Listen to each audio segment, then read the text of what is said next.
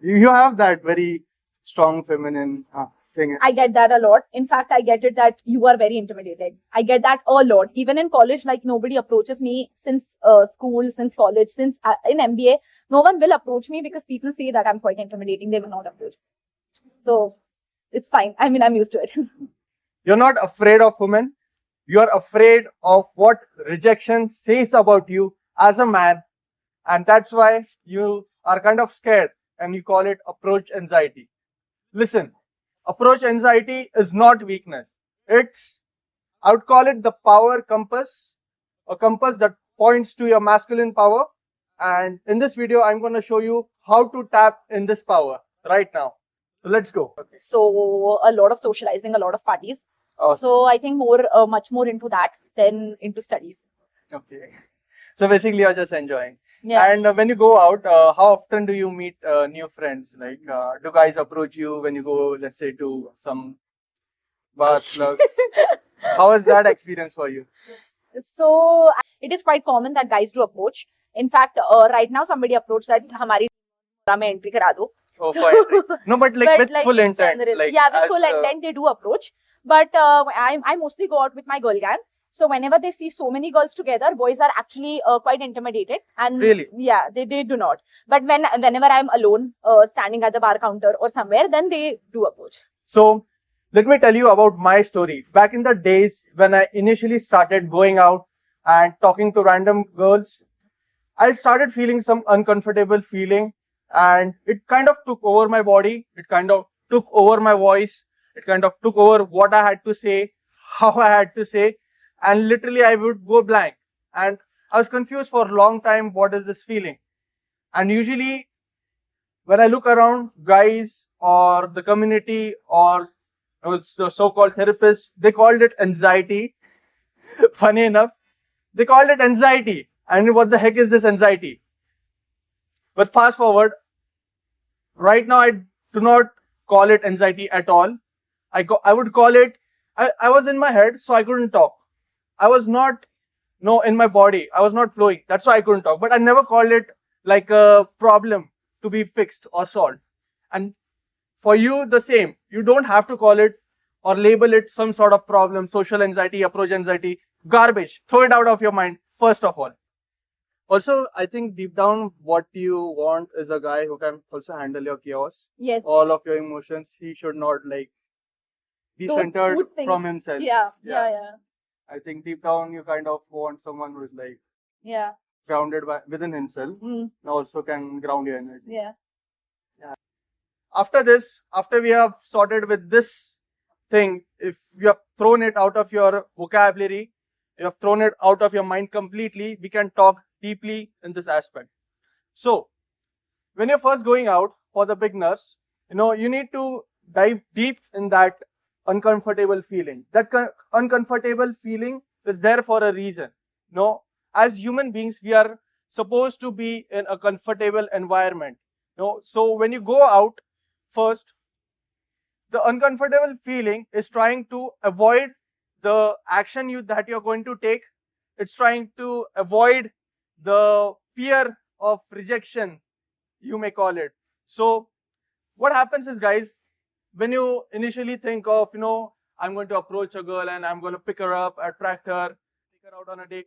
So you have this image in your mind, your ideal self of this guy, who you are. Let's call it your ego self.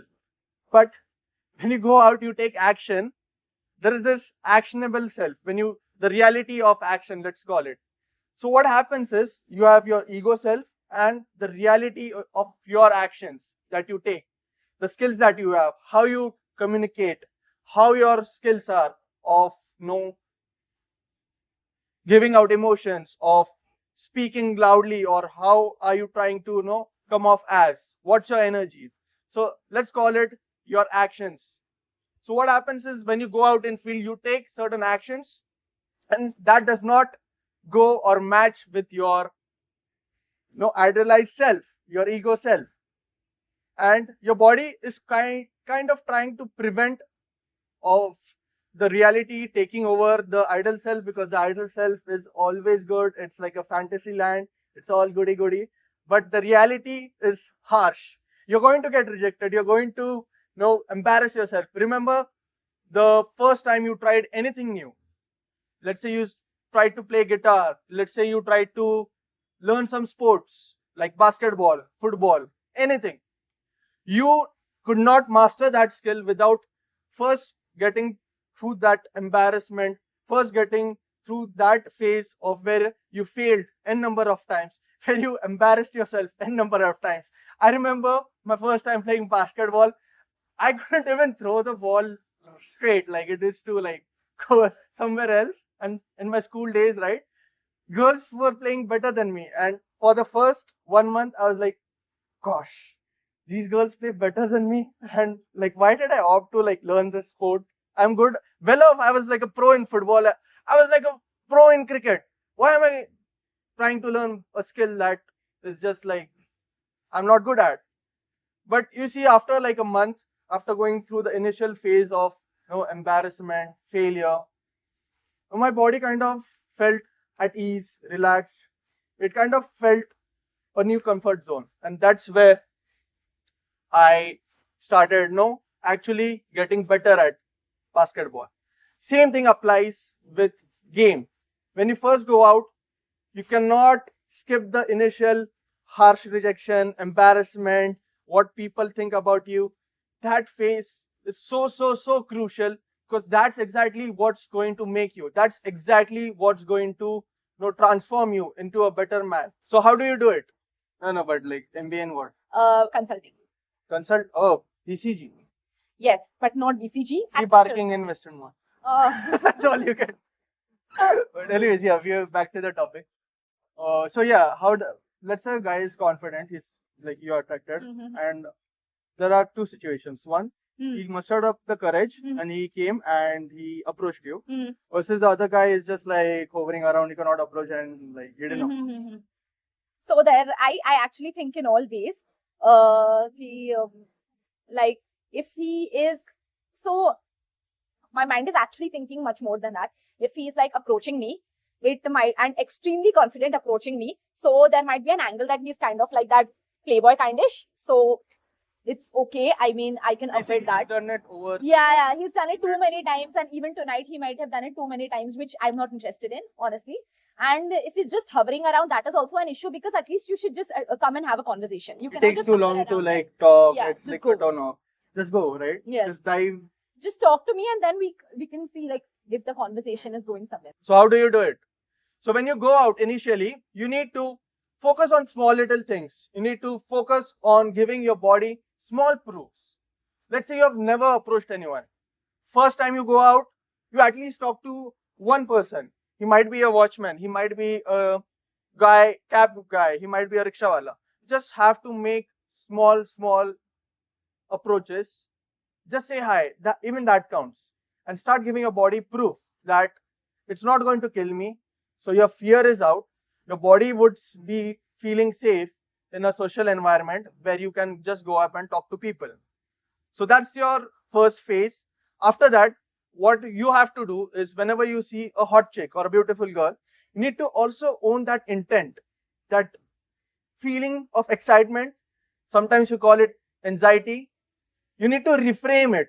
Whenever you see a girl, you're going to approach and you start having those emotions. Don't call it anxiety. You call it excitement, right? Because in the tribal days, in the caveman days, that's what it actually was. Right now, over the years, right now, as a man, we have suppressed our primal instincts. And after all these years of you being alive, maybe you're 21 age, your age is 25 or 30 years of you being alive and not tapping into that feeling, not tapping into that instinct, you're going to have some sort of resistance. So let that resistance be, embrace that resistance, and just go and take action. Just reframe it, guys. So one of the ways I reframe it is, it's not anxiety at all. I never called in my entire pickup or gaming journey, I never called it anxiety. I called it, I'm in my head, maybe when I was a beginner, I called it, I'm in my head because I'm not used to it. This is new to me. Or if after a year or two, when I was an intermediate, I was still mastering the game, and I was having both experience of not having anxiety, and at times I was also having anxiety. So I also reframed it and made it very clear. Listen, I was working a desk job, I was on my computer, I was reading, so I was in my head, and being in your head is not bad. It helps you make money, it helps you be logical, analytical, which is good for your career. But after you come out of your office, your work, it's not helpful for attracting a girl, vibing with a girl.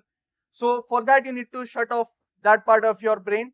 So you need to do certain physical tasks or activities, or just start talking to a lot of people in short bursts of time to get in your body. And when you're in your body, you can just flow, and you don't have that thing of what are these people going to think if I approach, and if she rejects me, or if I feel embarrassed, and are people going to laugh at me? All those thoughts come only when you're in your mind. When you're in your mind, those thoughts come. But when you are flowing in your body, you talk even before a thought comes, right?